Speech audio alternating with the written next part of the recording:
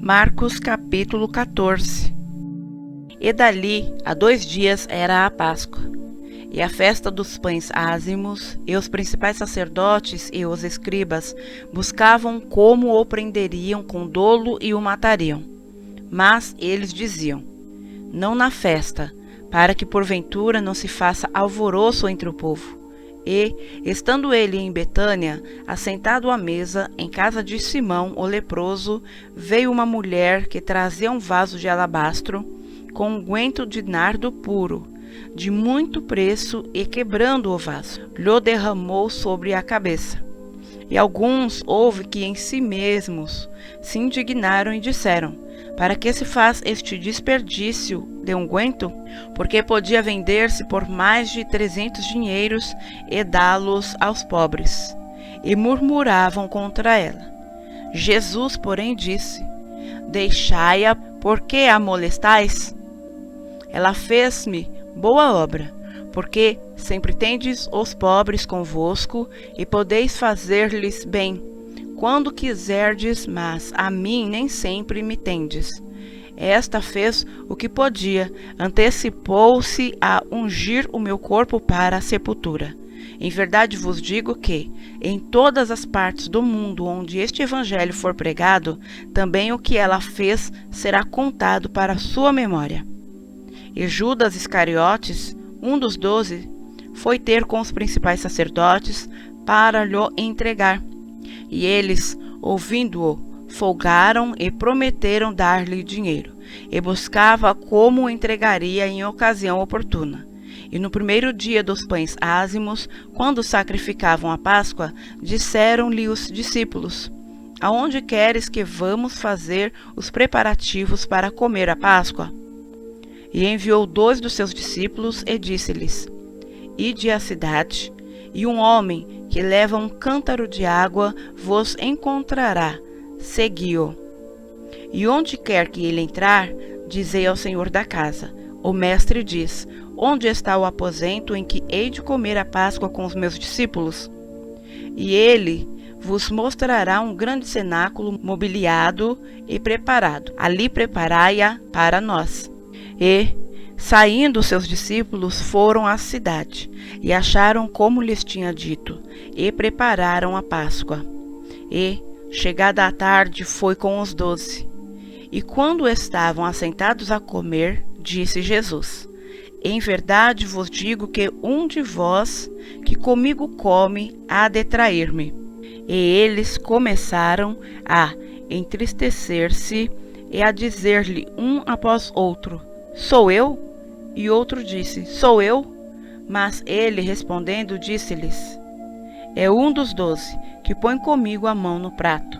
Na verdade, o Filho do Homem vai, como dele está escrito. Mas ai daquele homem por quem o Filho do Homem é traído. Bom seria para o tal homem não haver nascido. E, comendo eles, tomou Jesus o pão e, abençoando-o, o partiu e deu-lhe, e disse: tomai, comei, isto é o meu corpo. E tomando o cálice, e dando graças, deu-lhe, e todos beberam dele, e disse-lhes: isto é o meu sangue, o sangue do Novo Testamento, que por muitos é derramado.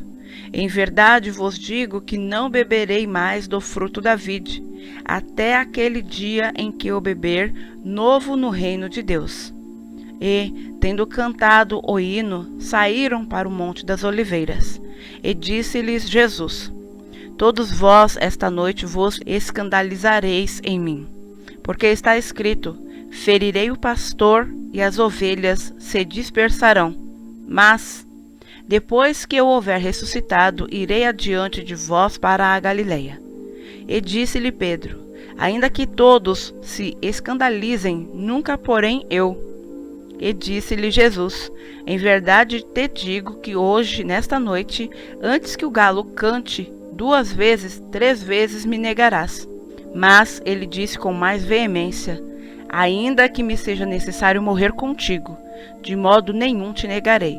E da mesma maneira diziam todos também. E foram a um lugar chamado Getsêmani, e disse aos seus discípulos: assentai-vos aqui, enquanto eu oro.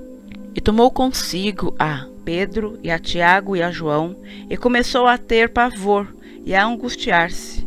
E disse-lhes: A minha alma está profundamente triste até a morte. Ficai aqui e vigiai. E, tendo ido um pouco mais adiante, prostrou-se em terra e orou para que, se fosse possível, passasse dele aquela hora. E disse: Abba, Pai, todas as coisas te são possíveis. Afasta de mim este cálice. Não seja, porém, o que eu quero, mas o que tu queres. E, chegando, achou-os dormindo e disse a Pedro: Simão, dormes?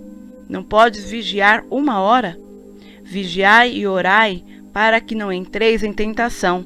O espírito, na verdade, está pronto, mas a carne é fraca. E foi outra vez e orou, dizendo as mesmas palavras. E, voltando, achou-os outra vez dormindo, porque os seus olhos estavam pesados e não sabiam o que responder-lhe. E voltou terceira vez e disse-lhes: Dorme agora e descansai. Basta, é chegada a hora. Eis que o Filho do Homem vai ser entregue nas mãos dos pecadores. Levantai-vos, vamos, eis que está perto o que me trai.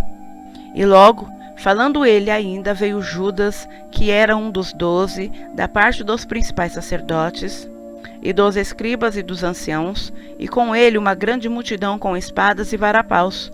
Ora, o que o traía tinha-lhes dado um sinal, dizendo: Aquele que eu beijar, esse é, prendei-o e levai-o com segurança.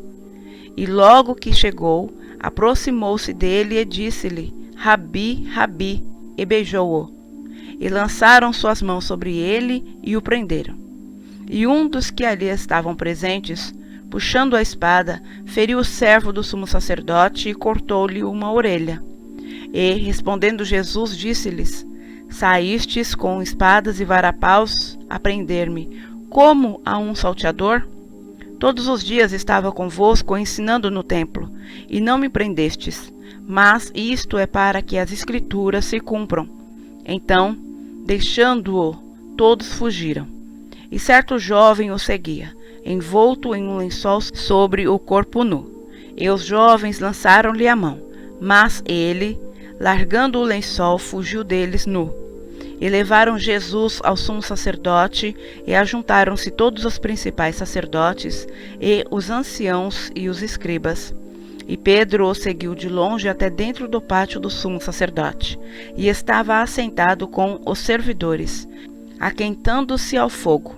E os principais sacerdotes de todo o concílio buscavam algum testemunho contra Jesus, para o matar, e não o achavam, porque muitos testificavam falsamente contra ele, mas os testemunhos não eram coerentes. E, levantando-se alguns, testificaram falsamente contra ele, dizendo: Nós ouvimos-lhe dizer: Eu derrubarei este templo, construído por mãos de homens, e em 3 dias edificarei outro, não feito por mãos de homens. E nem assim o seu testemunho era coerente. E, levantando-se o sumo sacerdote no sinédrio, perguntou a Jesus, dizendo: Nada respondes? Que testificam estes contra ti? Mas ele calou-se e nada respondeu. O sumo sacerdote lhe tornou a perguntar e disse-lhe: És tu, ó Cristo, filho do Deus bendito? E Jesus disse-lhe: Eu o sou. E vereis o Filho do Homem assentado à direita do poder de Deus, e vindo sobre as nuvens do céu. E o sumo sacerdote, rasgando as suas vestes, disse: Para que necessitamos de mais testemunhas? Vós ouvistes a blasfêmia que vos parece? E todos o consideraram culpado de morte. E alguns começaram a cuspir nele, e a cobrir-lhe o rosto, e a dar-lhe punhadas, e a dizer-lhe: Profetiza. E os servidores davam-lhe bofetadas. E, estando Pedro embaixo no átrio, chegou uma das criadas do sumo sacerdote. E, vendo a Pedro, que se estava aquentando, olhou para ele e disse: Tu também estavas com Jesus, o Nazareno. Mas ele negou-o, dizendo: Não o conheço, nem sei o que dizes. E saiu fora ao alpendre, e o galo cantou.